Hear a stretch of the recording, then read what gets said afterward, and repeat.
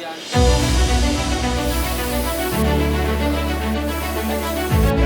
apa?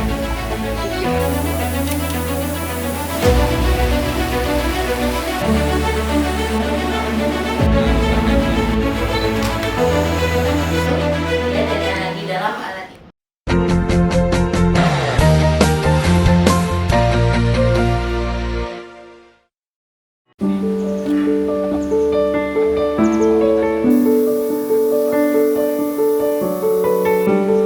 Kami sangat senang jadi silakan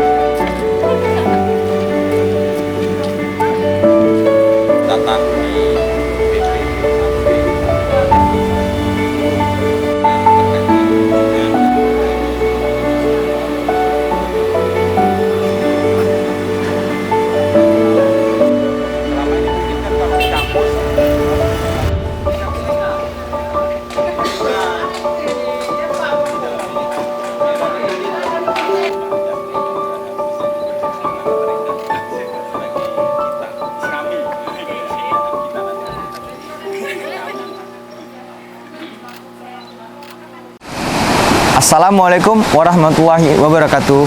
Perkenalkan, nama saya Miftahul Agri Farhan.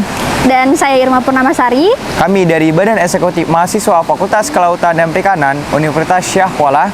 Nah, jadi tujuan kami kemari adalah untuk melakukan field trip, di mana untuk menambah wawasan dari rekan-rekan Fakultas Kelautan dan Perikanan sendiri mengenai budidaya air payau.